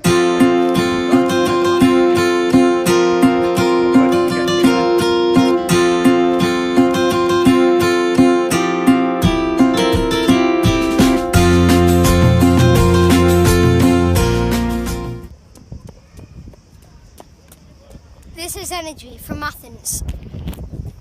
So we have different games on the slide deck there, but I'm aware of the technology and the download speed here. That Mikel will share the slides with you, and a lot of them have hyperlinks to games that you can play in the classroom and outside as well, whether or not it's related to Star Wars or to other games or other activities. It doesn't necessarily involve a lot of thought and planning. So you could have your children running relays backwards and forwards from a team base to another area. And this is a glorious way just to simply work out which numbers are in the 3 times table, which numbers are in the 5 times table, and which numbers are both in terms of the common multiples. And Mikel's already referenced the Daily Mile. And the Daily Mile will work for certain children, but it won't work for all children. If you're forcing your children to go out and run around the running track for a mile every day or a kilometre every day, it will turn certain children off. So why don't we mix it? Why don't we mash it? Why don't we merge it with other things? So for example, you could have your children running around the track, chanting the times tables as they go along, chanting the multiples of 2, chanting the multiples of 3. You could have them sitting down beforehand and you give them a question to do with philosophy, a simple question like, hey guys, is it ever all right to steal? Well, obviously is bad, but there might be an occasion when you might have to steal. If so, I want you to run around, and while you're running around, either think of possible reasons or discuss it with a friend who's next to you when you run and you jog. Could you talk about a character or a setting in a book as you run? We've mashed it with the activate set as well. So as the children are running around the distance, we've got a set of consonants at one side and vowels at the next. So as they run along, they collect a consonant, stick it on the belt, run a little bit more, pick up a vowel, run a bit more, pick up a consonant. So by the time they've done their daily distance, they have a batch, a collection of letters, and then they get to make words out of those letters to do with health or to do with the topic or the theme that they're learning about. Other things in the classroom you can use, we've got BBC Super Movers, but apparently you can't access that, but you can use Go Noodle. Now, Go Noodle isn't exactly physically active learning in its truest sense, but what it does do is to break up chunks of learning just to re-engage and refocus. So you can do your lesson, your learning, and then do a physically active session to break it up. We know that our concentration levels wane if we're looking at a screen, whether or not it's on a whiteboard in a school or a whiteboard on the screen here. And we need to break up that sitting time, and Go Noodle's quite a nice one. Very twee, very American, but quite good. Other things, we've mentioned the fact that we shouldn't have children running around the classroom. And you're right, we shouldn't, because it would be a health and safety issue. But we can have children walking purposefully around the room. So in this instance, we've got the children being given the instruction from the teacher. And the teacher says, the room is yours to roam. And they walk around and they look at the images on the wall and they create language and vocabulary to do with the images stuck on the walls. And as Saul says, it's better because you can walk and talk and share ideas. Or as Jacob, if you sat next to the same person, you only get to hear their opinions. This way, you get to hear more ideas. So that enrichment of vocabulary kicks in. And you might think, what on earth is going on here? This is ABCD yoga. So lovely to do. You have that screen on your whiteboard and you give the children a question. And the children have to show you the answer with an A or a B or a C or a D yoga pose. So for example, in mathematics, what is 125.5 multiplied by 2? And then you look at the answers. Could it be A? Could it be C? Could it be C? Could it be D? And you get the children to stand up or move and show that answer. And I don't know, I can't see what's going on. I can only see my screen now, but it could be that you guys are all looking like somebody from YMCA. I'm not sure. The other thing to try to engage with is the international community. And there's a guy in Yorkshire does the PE podcast. And again, these slides, we can let you access them. And there are some wonderful podcasts with teachers and school leaders in the United Kingdom and Australia and the States and Dubai and other places. And they're sharing their experiences of PE and sport. But more importantly, they're now starting to embrace physically active learning. So check those slides out. The other things that I'm going to reference is we've got a book called Dirty Teaching. Not sure if it's in the Basque, being translated into Basque, but it's gorgeous. It's by a lady called Juliet Robertson, and it's about empowering teachers to take the learning outside. Absolutely brilliant. And then we've got PE Umbrella podcasts I've referenced already. And because the sound's not working, check out the words of the guy. It's a guy called Mike Kazala, and he's based in the States. And if you listen to that little podcast, he talks about thinking about baby steps. being brave and taking baby steps, being brave with the knowledge that the research backs up what we're saying and what we're thinking and what we're doing. So please check that out later on. So why would you want to move and learn with Tagtivate? Well, you know, the pedagogy is there. We're already trusted and loved by children. And it's about raising standards, and we're working with 80,000 children plus in the United Kingdom. We've even got some schools on board in Ireland and France and Finland, Kenya, Argentina and Australia. And as I said, the research demonstrates the impact. Prior to the conversations with you guys today, I was talking with people in Helsinki because apparently we've been invited back there next month to receive another Global Innovation Award. Kind of cool. We partner with other people because we can't on our own. That's why we get the support of people like the Premier League and the BBC. And we're also recognised supporters of This Girl Can. I'm not sure what it's like in the Basque Country, but we need to make sure there's equality between boys and girls. And one of the reasons why I got the idea of Tagtivate work so well was watching children play tag rugby when I was a teacher. And it was a game that could be played by girls as well as boys. You didn't have to be big, you didn't have to be strong, and it engages all children. So, you know, we're out there, we're on various platforms on social media, and hopefully we will connect further down the line via Mikel. And one day, fingers crossed, we might be able to come over and connect face to face in real time. So thank you very, very much, Bryn, for your interesting and inspiring talk. And now we are going to open the Q&A section. Remember that you have two different ways to ask your questions. First, you can raise your hand using the button that is in the top of your screen. And secondly, you can write your question in the chat box. Zaten nun galdetu dezakezutela esku altxatuta edo bestela txatean idazten baldin baizute, bi aukerak izango ditugula. Ez dakit norbait animatuko da lehenbiziko galdera? Somebody who wants to ask the first question? I have one question for you, Bryn. And I was thinking about how does intensity affect the learning process and in the motivation of the students. Do you have any concrete idea about this? Nothing like starting with a comp, Mikel. Intensity is key, but not at the expense of a positive experience. We have quite a lot of PE teachers there who think that, you know, no pain, no gain. You have to work hard, you have to sweat it out.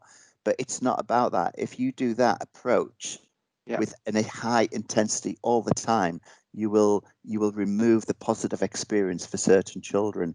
So yes, intensity comes into it, but not all the time. And sometimes we need to look at that balance between low to moderate and moderate to vigorous levels of physical activity. Yeah. Lucia Linazak txataren bidez galdetzen dut, nik uste eta Rafarentzako dela, zein eskola dira lidergoak Euskal Herrian? Imaginatzen dut, ari zarela Lucia, nebaizu ireki zure mikroa, baina ulertzen dut hau dela gehien bat Rafaren elkartaren barnian zeintzu dauden, eta zeintzu duten momentu enten, zeintzuk eramaten dute lidergoa, ez? Rafa, bai. esaterako urrezko domina zeintzu dute momentu enten? Igual memoria sotxarra daukat, baino... Urdaneta bai?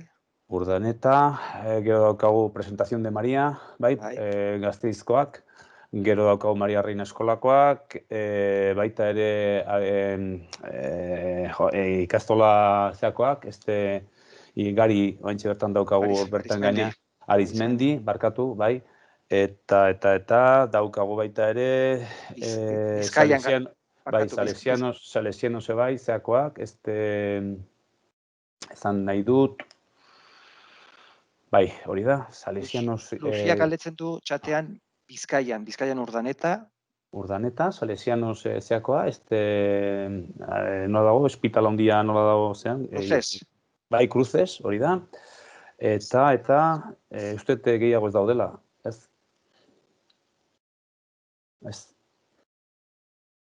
Oiek. Beste galderarik, eskerrik asko esaten digu, Luziak txataren bidez.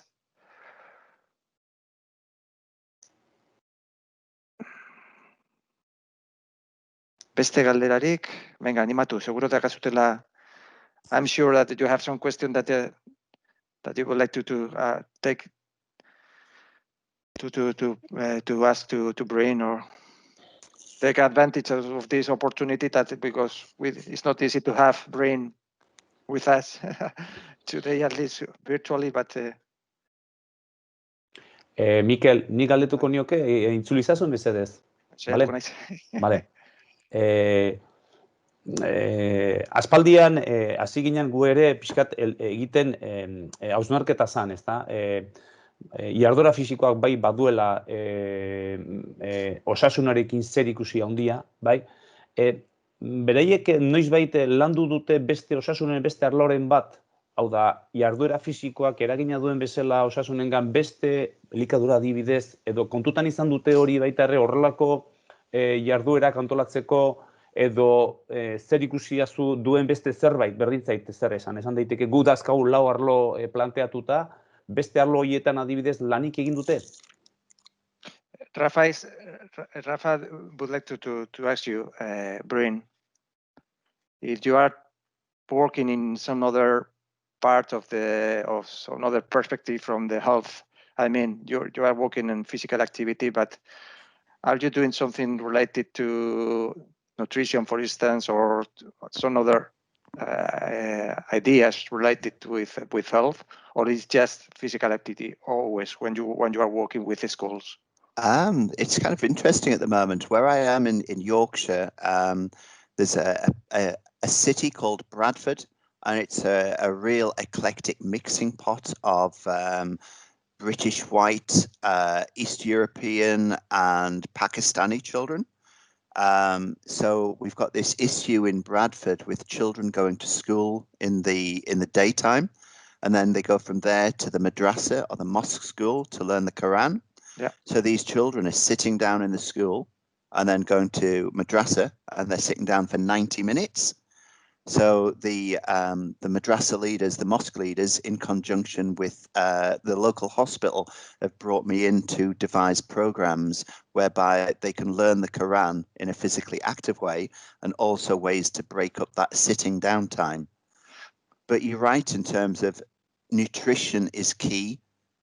In terms of obesity levels, we are looking not just at the fats, but we're looking at the sugars. And I think there has to be that whole school approach in terms of health and well-being, not just the physical health, but the emotional health as well. Yeah. And I think it's all part and parcel. It's all part of that central culture that we need to look at the physical and the emotional health. And we need to think about the diet, and we need to think about the energy levels, and we need to think about showing children and families, because we need to get the families on board as well, and we can use the children to nudge the families, but ultimately we should be doing far more in the way of community work in terms of nutrition as well as physical activity. I agree. Yeah. Yeah. Okay. There are some questions in the chat box. Bueno, Mercedes galdetzen zigun, non jarriko dituzue aurkeztutako guztia. Astelenean mugiment gunean, blogean sarrera bat egongo da argitaratuta, eta bertan egongo da bideoa, eta gainera saiatuko naiz bideoa editatzen, ze badakit egon diela arazo batzuk soinuarekin, saiatuko naiz jartzen erakutsi ditugun bideoen soinua, ze batzuk bakit ez duzutela ondo jaso, soinua orduan editatuko dut. Gero, Bea Artatzak esaten digu, hi Bryn, would it be right enough 5 minutes of active learning in a 45-minute session? Do you think that could be enough? 5 minutes in a 45 minutes lesson? Obviously, I would aim for more, but I would think if you start with 5 minutes, you will realize the benefits of those 5 minutes quickly. You'll be able to see the way your students respond. As a teacher, you might feel, hang on a moment, if it works for 5 minutes, it'll work for 10 minutes, and then build on it and build on it. 5 minutes is better than no minutes, and I do think it will be a catalyst to then take it further from 5 to 10 and beyond. And I suppose that if you start with 5 minutes, children are asking for more. There's another person asking, but it's written in Basque. Lehen hezkuntzako adibideak ikusi ditugu, baina Euskal Herrian nahiko metodologia aktiboak erabiltzen dira orokorrean. DBH-en aldiz estatikoa da irakaskuntza. Aplikatzen aldute hau adin horietan, zen gaietan. She's thinking about the use of physically active learning in secondary. Most of the images that appear on the videos were young children, and what happened when you are, because in the Basque country, she's explaining that when you are working with very young children, usually is quite active, the education. But what happened in secondary? In primary schools, yeah, it could be quite active, but he said that maybe the problem is bigger in secondary school. I would say most of my experience, I used to be a primary school leader and a teacher. But there are schools, secondary schools, who are beginning to use more physically active learning. So, for example, if you're learning about the laws of gravity, you could get the children to recreate those laws through dance or movement, and linking those scientific concepts to dance and movement. It might work for some children, it won't work for all, but it might engage them that way.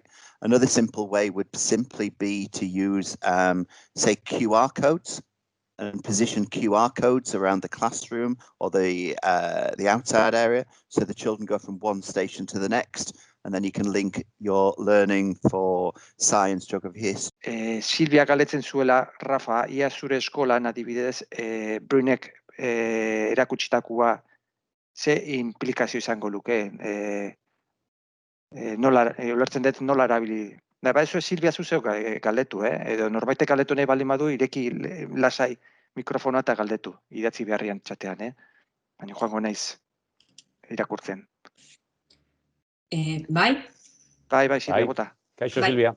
Kaixo. Beira, oso interesgarria iruditu zait zuen asoziaziokoa, ONG-a, eta nahiko nuke jakin, adibidez zure eskolan klaustroak zein implikazio duen. Ze askotan gertatzen da, zu bezalako pertsona bat indar asko daukala gorputz hezkuntzarekiko oso eta osasunarekiko oso inplikatua dagola, eta bere indarrez, alabeharrez, lortzen ditu alako gauzak. Baina nahiko nuke jakin, orokorrean zeharrera izan dezun, edo hasieran igual ezan ainona, eta nola lortu dezun jendea inplikatzea, ez? Bai, a ber, nik pixkate ezan, nire esperientzia nire eskolakoa eta beste eskoletako esperientzia esan dezaket. A ber, azkenean, klaustroen implikazioak izaten dira, zuk oso ondo esan dezun bezala askotan, pertsona batek eramaten du gidaritza edo lidergoa eskola, bai?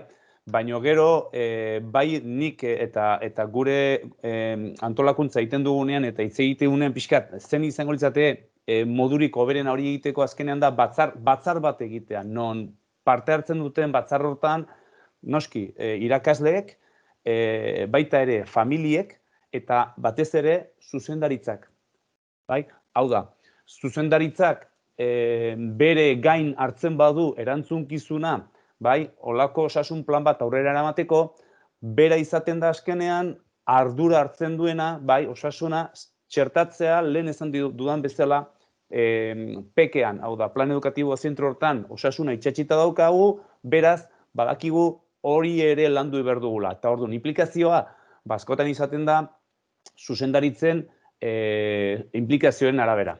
Ikastetxe batzutan, gauza batzuk egiten dira, soinketako irakasleak bultzatzen dugulako eta gure arloa, pixkat, gure arloa, guk ematen dugun onda espansiba hori, da, gure indarra erainakoa, hau da, gero eta gutxiago, aztezea indarri ikaragarriakin da, gero hori ahultzen joaten da. Beste toki batzutan badira, adibidez, suma aldapetan dagoan pertsona bat, dena ez dago heziketatik ez doa, baizik eta hango enfermera da, eta orduan berak ematen du guzti hori, eta aurrera daramaki baita ere, eta eskola oso handia ikastetxe ikaragarria da, eta berak ere dauzka bere nola esan komite desberdinak eta orduan lan egiten du.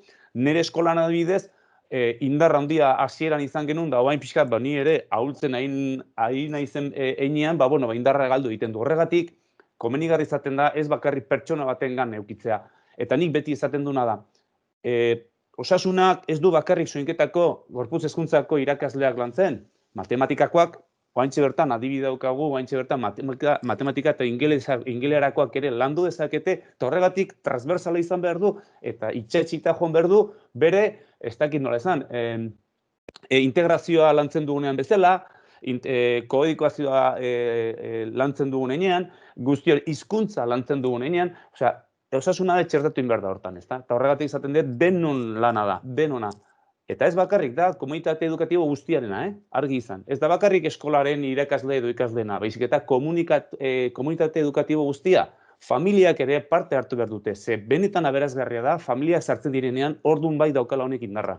Ordun bai. Ze kanpotikan etortzen dira, ume batek bere guraso bat eukitzea gelan edo zerbait ekimenen bate parte hartzeak indarra handia du hezitzaile bezala gurasoak eta familiak indarra eta indarra hori hondikan ez da biderkatzen, berrekatu egiten da, ez da? Asko gehiago egiten da. Nire ustez hor dago pixkarkakoa, guzti honena. There is another question for Bryn. What kind of barrier or difficulties can we find when we're trying to implement this approach at a school?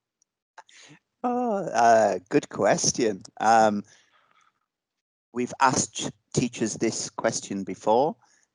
Quite often they'll say the web, but I don't think that applies to you guys in the Basque Country.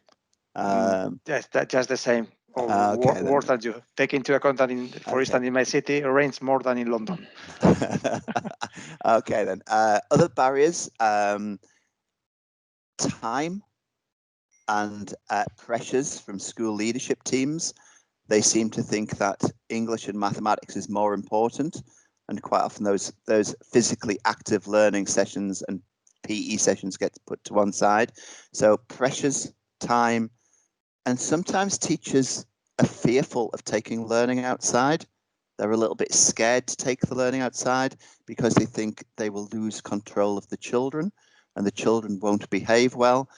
But I do think they're barriers that can be overcome by empathizing with the teachers and by showing them examples of good quality practice of taking the learning outside. So yeah, time pressures, weather, and a fear, but the fears can all be overcome. Beste bi galdera luzia lignazak eta ez bada posible zuzendaritzaren edo klaustroaren implikazioa ez badago, badaude irakaslerik euren kabuz aritzen ari diren metodologia aktibo honekin. Ez dakite zuzenian ari zaren physically active learning inguruan edo Rafaren erakundearen inguruan. Brinek lan iten du zuzenean eskolekin, eta ulertzen dut, eskola dala bere zerbitzua kontratatzen dituna, bai, active learning inguruan. Ni neuk erantzuten dizut, berez bera ikastoletara dihua, baina nik ulertzen dut, hau da, bere zerbitzua kontratatzeko, baina ulertu behar duzu metodologia hau da, metodologia bat, besterik ez, edonork erabaki dezake nola erakatsi bere geletan, bere saioetan ulertzen dut.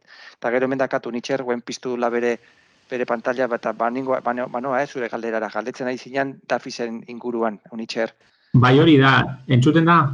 Bai, oso ondo. Bai, galdera da, nola edo ze arazo dagoen Euskal Herrian horrelako egitasmo bat aurrera zeramateko. Ni egon naiz apur bat Galiziako datuak ikusten webgunea, ez nuen ezagutzen, baina nik uste dut oso baliogarria dela. Hau da, pediatrak izatea datu horiek askotan ikastetxetan egiten direna. Gero gauza asko daude erabakitzeko, Eurofit egin edo besteak edo, baina nik uste dut hori oso interesgarria dela eta jarduera fisikoa sustatzeko, eta bai osakidetza eta gure artean harremana estutzeko, nik uste dut oso garrantzitsua. Eta gero, Rafaka adierazi duen egitasmoarekin ere, oso baliogarria hau da, elikadura, ohitura osasuntsuak, orduan galdera da, ze arazo dago, ze oztopo dago, hori eskoletan ez egoteko jadanik, zuzenean. Begira, Nitxer, ni aitortu behar dut, saio honetan hezkuntzaren inguruan gutxien dakiena ni naizela. Eta, orduan esate dizut benetan, eta nik ere, ni hasi naiz orain pixkat ikusten noren inguruan zer aukera dauden, eta harrigarria egiten zait, ikusita Eslovenia batean, esateko 87an hasi zirela olako sistema batekin, eta hemen nola ez dagoen zerbait, antzeko zerbait, eta ikusita beste herri batzuetan. Esan dudan bezala, hezkuntza arloan hasi berria gara elkarlanian, momentu honetan lehenbiziko asmoa da jakitea zein dan egoera, zein dan errealitatea, bi azterketa horiek egingo dira, baina aintzat hartu behar da, eta aintzako hori da importantia. Zu baldin baituzu, saisoi fisikoaren inguruko datuak horrek lotura handia daka jarduera fisikoaren mailarekin. Jarduera fisikoaren maila zein dan ezagutzea ondo egiteko oso garestia da. Azelerometroak erabili behar dira eta dakigu oso lan handia dagoela horren atzian. Galdetegi baten bidez egiten denean, badakigu baita ere, emaitzak datu horien kalitatea nolakoa dan. Orduan, sasoi fisikoa nolakoa den jakinda, neurri handi batia jakin dezakezu jarduera fisikoaren maila nolakoa dan. Ni proposamen hori aurrera eramateko asmoa daukatu, Nitxer.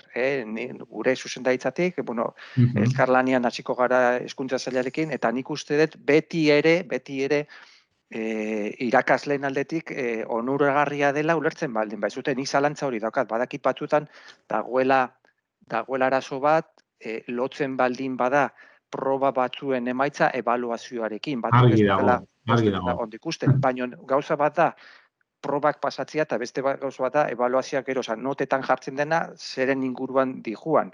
Hori nik uste bi gauza ezberdinak dira. Zurekin bat nator, Mikel, gauza bat da frogak egitea, da gero beste gauza bat da froga horrekin nota bat jartzea ebaluaketan. Nik uste dut ia guztiok daukagula argi, hori ez dela helburua da, hori ez dela egin behar. Beste gauza da, notaren portzentaia bat, esfortzua zenbat ahalegintzen diren, baina hor, pila bat datu ditugu. Guk adibidez, orain arte, hau da, altuera eta pisua, eta gero egiten diren 6 froga fisiko, lehenengo ebaluazioan da hirugarren ebaluazioan urtero egiten ditugunak dira.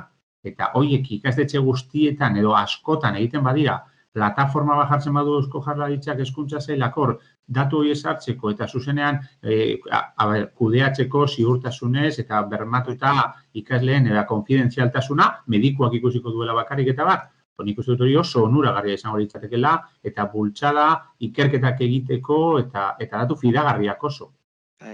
Nitxer, nik daukaten esperientzien arabera, gure erakundea dago,